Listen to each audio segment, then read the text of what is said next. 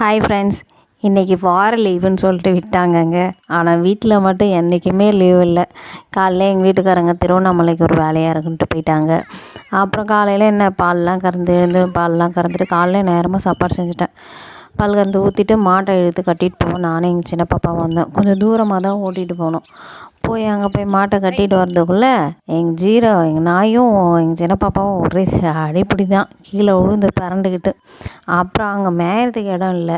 குச்சி பிடிங்கிருந்தாங்களா, அதாவது அந்த சாப்பிட்ற குச்சி இல்லை, வேறு குச்சி, மருந்து குச்சின்னுவாங்க, அந்த குச்சி பிடிங்கிருந்தாங்க. அப்புறம் அதை அள்ளி மட்டும்தான் போட முடிஞ்சது. காட்டுக்காரங்க திட்டுவாங்கள்ல, கரம்பில் கட்டிட்டு அள்ளி போட்டுட்டு அப்புறம் அப்படியே நாங்கள் நடந்து வந்தோம். அப்புறம் பாப்பா வரத்துக்கு நாங்கள் அங்கே போகிறதுக்குள்ளே சுடுதண்ணிலாம் போட்டு போயிட்டேன். அடுப்பில் தான், விறகு அடுப்பில் தான் போட்டு போயிருந்தேன்.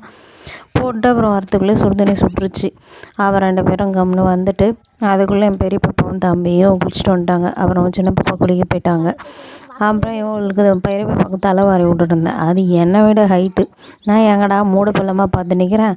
வாக்கு இந்த பக்கம் எடுத்தால் அந்த பக்கம் போகுது, எந்த பக்கம் எடுக்குதுன்னே தெரியாது. எதையே எடுத்து சீவிட்டு இந்த பிள்ளைங்கள்லாம் காலையில் ஸ்கூலுக்கு சாப்பிட கொடுத்துட்டு சாப்பாடு கட்டி அனுப்புறதுக்குள்ளே நம்மளாம் போதும் ஆகிடுது. உண்மையாக அதெல்லாம் ஹவுஸ் ஒய்ஃபாக இருக்கவங்களுக்கு தாங்க தெரியும், ரொம்ப கஷ்டம் அந்த பிள்ளைங்கள மட்டும் மேய்க்கிறது. இன்னும் வேலைக்கும் போயிட்டு வீட்லேயும் பிள்ளைங்களையும் பார்க்குறவங்களுக்கு இன்னும் ரொம்ப கஷ்டம். ஏதோ இன்றைக்கி லீவுன்றதால கொஞ்சம் பொறுமையாக செய்கிறேன். இல்லை காலையில் எல்லாத்தையும் செஞ்சுட்டு போகணும்.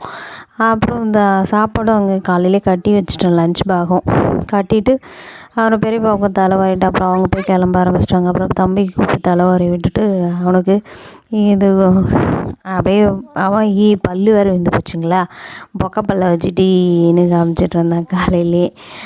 அப்புறம் சீவி விட்டுட்டு அப்புறம் சின்ன பாப்பாவுக்கு சீவி விட்டுட்டு அதுக்கப்புறமா தாங்க போயிட்டு அப்புறம் பிள்ளைங்கள்லாம் கிளம்பி ஸ்கூலுக்கு போக ஆரம்பித்தாங்க. அப்புறம் நான் திரும்ப பல்லு நான் விளக்கிட்டு அப்புறம் நான் சாப்பிட்டு, சோறு தான் முக்கியம், அதனால் சாப்பிட்டு தான் அடுத்த வேலை நான் செய்ய முடியும். சாப்பாடுனா அவ்வளோதான். சாப்பிட்டு அதுக்கப்புறம் இவங்களெலாம் விட்டுட்டு வந்து ஆடு மாடெல்லாம் போய் திரும்பவும் பார்த்துட்டு அப்படியே இன்னும் கொஞ்சம் தட்டு அந்த தழைலாம் அள்ளி போட்டுட்டு அது சாப்பிட்டுட்டு இருந்துச்சு மாடு. அது காலியாச்சு ஃபஸ்ட்டு போடுது.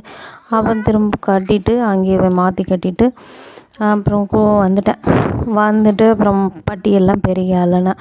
எல்லாத்தையும் சாணம் அள்ளுறதெல்லாம் அள்ளிட்டு என் வீட்டுக்காரங்க தான் அள்ளிடுவாங்க. ஏதோ என் தலையில் கட்டி விட்டு போயிட்டாங்க, இன்றைக்கி ஆள் இல்லாத. அப்புறம் என்ன பண்ணது, அதை அள்ளி கூட வச்சிடலாங்க, தூக்கிட்டு போக முடியல.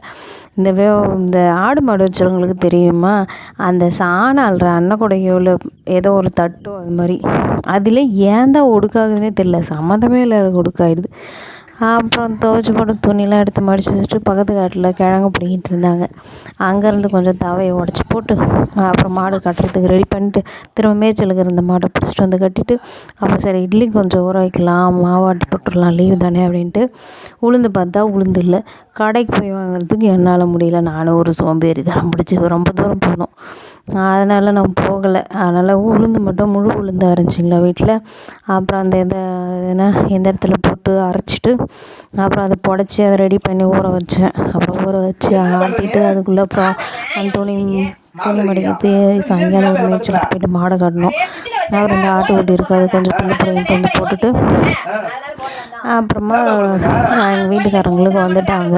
அப்புறம் மாவெல்லாம் கரைச்சி ரெடி பண்ணி வச்சுட்டு அதுக்கப்புறம் சாயங்காலமே என்ன பண்ணோம், மாவாட்டுறதுக்கு முன்னாடியே கொஞ்சம் உளுந்து காட்டில் கொஞ்சம் போய் பிடிங்கிட்டு வந்துடலாம், அந்த குட்டி ஆட்டுக்கும் ஆகும் அப்படின்னு சொல்லிட்டு நாங்கள் 3 பேரும் ஸ்கூல் வந்தோடனே பிள்ளைங்களாம் வந்தோடனே கிளம்பிட்டோம். அப்புறம் போனோம். அப்புறம் போயிட்டு அப்புறம் கொஞ்சம் நேரம் கழிச்சு தான் எங்கள் வீட்டுக்காரங்க வந்தாங்க. அவங்களும் சேர்ந்து பிடிங்கி ஆஞ்சி எடுத்துகிட்டு வந்தோம். இந்த வயலில் ஓட்டினவங்களாம் இப்போ எந்த பயிர் தான் வைக்கிறதுனே தெரில. கூச்சி ஒரு வருஷம் வச்சுருந்தோம், விலை ரொம்ப கம்மியாக போச்சு.